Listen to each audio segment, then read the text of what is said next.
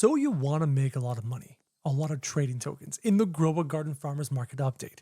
I'm here to help. I have a ton of tips, ways that you can buy low, ways you can sell high, ways to stand out in the crowd, and basically I'm going to explain to you how I've made 4,000 tokens in the past 24 hours.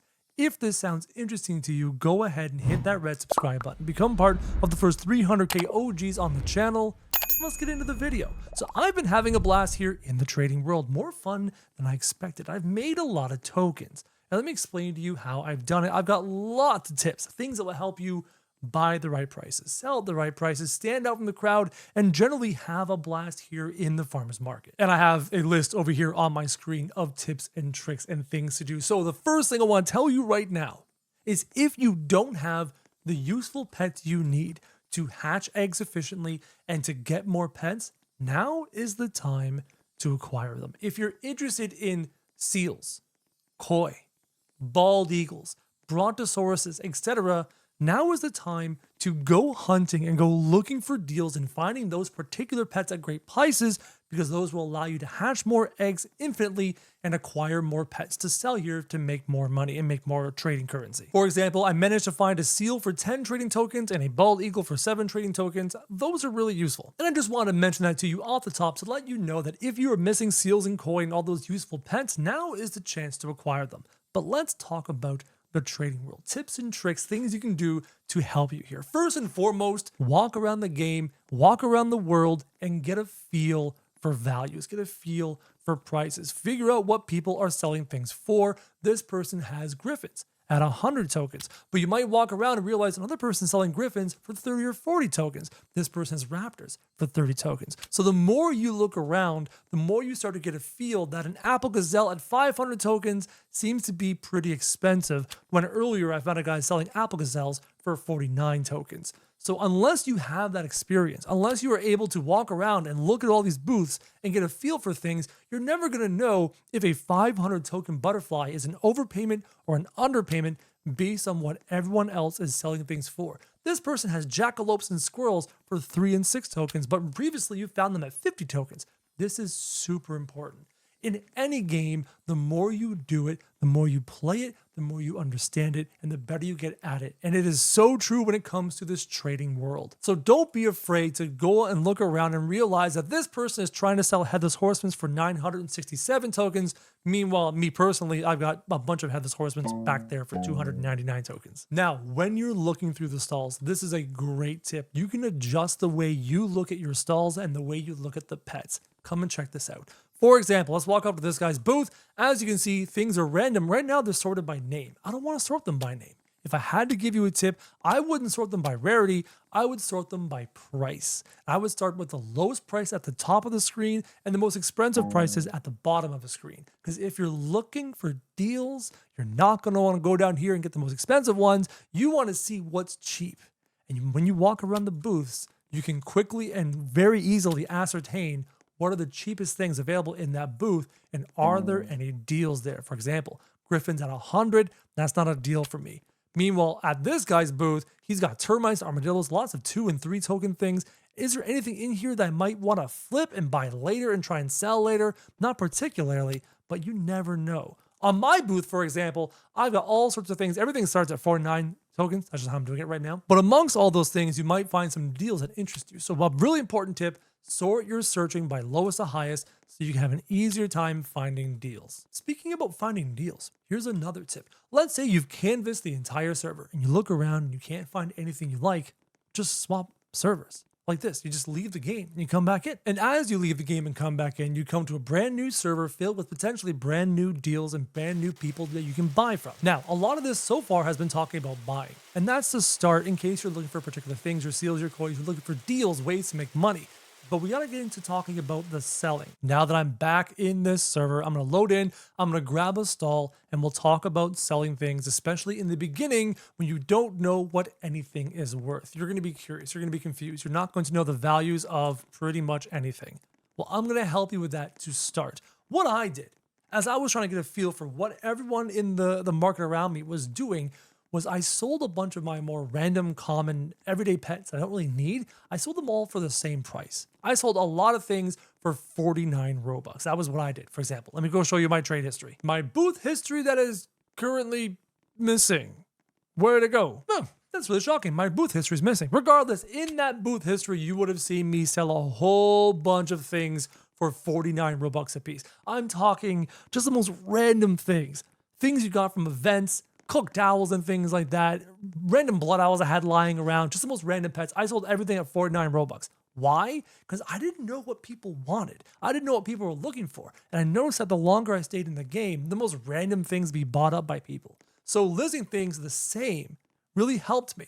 And then the things that were left over, I could decide to increase or decrease the prices depending on how I felt. So listing everything for the same value might help you initially in the beginning, especially when you're starting out. Now, let's say you've canvassed the server. You've picked your booth, you put everything in there, you're good to go, and you've canvassed the server. You're looking for deals, but you're also looking for another thing. And this is a pretty important tip. You're looking for people who are undercutting you when you're actively playing the game. So for example, I have a bunch of things at 49 Robux. This guy has a Blue Jay at 2 Robux. Mine's 49 Robux. So I highly doubt someone's going to buy my Blue Jay. And as I go through this server, if I'm in a server with a whole bunch of people who are undercutting me like crazy, I'm probably not going to want to stay in the server. I'm probably going to want to switch servers to another server where people aren't undercutting me like crazy. But for example, this person's selling their headless horsemen for 600. Mine are $299. Odds are someone's going to buy mine instead of these ones, right? So taking the time, looking around, seeing what people are selling things for example, this person has a 300 headless horseman, mine is $299. These are the kinds of information that you're going to need to figure out, is this the server I want to stay in to sell stuff, or should it be looking elsewhere? And overall, currently, I like the prices on this server. Most of my things are cheaper than a lot of the stuff in this server. Actually, speaking of which, I just sold something. I don't know what it was. Was it a headless horseman? It was. One of my headless horsemen actually sold while I was talking to you. Remember how I mentioned it was the cheapest in the server? It was the cheapest in the server, and somebody took advantage of that. And my booth history is still broken, so I can't prove it to you. Great. Now, moving on to the next tip. This is actually a pretty important one. You notice how I walked around the inner ring, and I didn't even notice the outer ring? If you want a better chance of trading things and selling things in this trading server, try to get a booth on the inner ring of the server. People walk around it and check the booths in a circle. Boom, boom, boom, boom. You definitely want to be in the inner ring. Not that you can't be in the outer ring. And when you get to the further tips in this list, it will help you with the outer ring, but the inner ring will definitely help you. Now, moving on to my next tip. This one's really important. Pay attention. Come here. Pay attention. You have 50 slots in your booth. 50. That's a lot. Take advantage of that. And if you can, flood it with all sorts of different pets. The more different pets you have, the more opportunity you have of people coming in and finding something that they want. If you flood it with a whole bunch of the same pet, unless it's a really popular one that you know is going to sell, like headless horses, for example, it's not going to help you. But if you put all sorts of different things, the odds of people buying things from you go up. I've sold the most obscure things, from green bean dudes and lemon lions all the way to, I think I sold a couple squirrels. I've sold the most random things because people are looking for different things at different times. So take the time to list all sorts of different things in your booth. You can list up to 50 after all. Now, moving on. This tip's really, really good. Guess what, guys? You know how you've been able to AFK and grow a garden to help you age up your pets, all those types of things? You can AFK in the trading world. And as I'm talking to you, I'm leading these people on a merry goose chase because they realize it's me. You can AFK in the farmer's market. The way I like to do it, I use an auto clicker and I click on index. And every time I click on index, it opens the index. And then a couple more minutes later, I'll click on index again with the auto clicker and it closes it. And I stay in the game. I don't even need to teleport to my booth. I can just open the index or close the index or open the token menu or close the token menu over and over. And that will allow me to AFK in the trader's market. You want to be able to AFK in the trader's market. It's like fishing. Come here. It's like fishing. The longer you have your rod in the water, the more chances you have of the fish biting. Trading is just like that. The longer you're in the game, the greater chances you have of somebody coming to your booth, realizing, oh, I need that, and they buy the thing from you. So AFKing overnight, keeping your game running all day long, whatever you want to do. This is much like many other Roblox games where AFKing in the game can be very useful to you. Oh, moving on to my next tip. A little bit of psychology. When you list things, take a look at my prices. $1,999, $299, $49. You notice the 9 over and over and over again. If you take a look at these prices and you see it listed at $49, $49, $49, $49 is more attractive than $50. And yet it's only 1 coin less.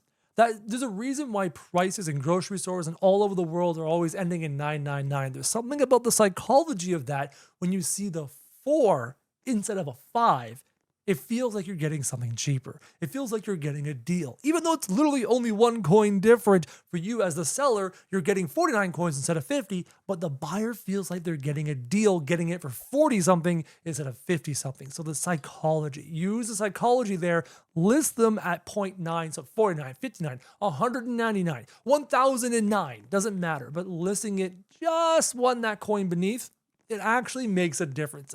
It's psychology. Now, I want to talk to you about some tips to help you stand out, to help your booth stand out. First and foremost, if you can get a skin, get a skin. Look at this booth. It's obvious this guy's going to have some pretty cool stuff to do, right? This booth is glowing. It's fantastic. It stands out. It can be in the front row. It can be in the back row. Doesn't matter. It's a big glowing booth. It's going to stand out.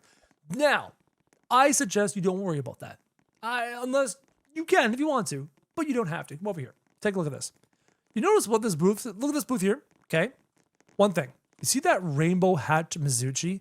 That rainbow hatch Mizuchi is like a beacon. It attracts moths to a flame. So if you have a rainbow hatched pet, make sure you price it high. Even if you don't intend on selling it, price it really high so it's there and people see the rainbow hatch and like, ooh, shiny. And again, your booth stands out. But also, check this out, look at this booth. This booth is a normal booth, but this booth is bright red. Why? Because there's a headless horseman there or there's nightmare pets there. Go back to my booth, take a look. See how bright red that is? Why?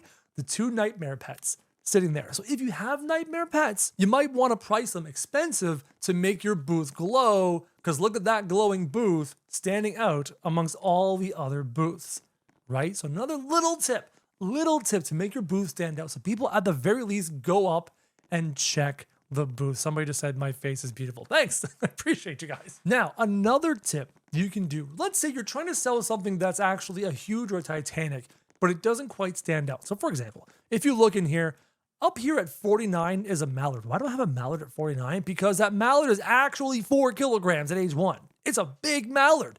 That is a big pumpkin wrap. It's 5 kilograms at age 4, right? So I've got some big guys in here that should stand out. I have a Reaper in here, 2.6 kilograms at age 1. That's crazy. This Reaper's 3 kilograms at age 1. This Reaper is 3.6 kilograms at age 1. But unless people mouse over, they're not going to notice that. So one thing you can do, if you have a larger pet that you want to trade, you want people to know that, you can either stand in your stall or on top of your stall and literally hold that pet over your head. Let's take a look at that Reaper, that 3.6 Reaper. That 3.6 Reaper, this guy right here, I can hold this guy over my head and people will walk by and go, whoa, whoa, that's a big Reaper. And then go and find the Reaper in the inventory, right? So for example, I have my huge T-Rex, actually a huge nightmare T-Rex, right? If I really wanted to sell that, I got it listed in there for a ridiculous price. If I really wanted to sell that, what I could do is stand here and hold the huge nightmare T-Rex over my head, right? And then that's a pretty huge beacon going, yo, check out how big this T-Rex is. He's fantastically big. You could stand there and do that if you want. You can even do that while you're AFK, because boom, you just AFK and auto-click the index. And you just stand here all day, nightmare T-Rex over your head, or whatever huge pet. For example, I've got some big wolves here, right? I've got a 3.87 kilogram wolf. I can stand here with the wolf over my head, right? And I can show people, yo, this wolf's really big. Go into my shop and buy the big wolf. Those are just a few of the tips I have for doing this farmer's market event. I'm having a blast selling pets and buying pets and looking for deals. And I had people in the comments of my last video going, me and my kids were playing and we were finding great deals and my kids are having a blast. So hopefully you guys are enjoying this update. I can't wait to see what Christmas does. If you want to see more content on this update, go ahead and hit subscribe, become part of the first 300,000 OGs on the channel. And as always, guys, thank you very much for watching.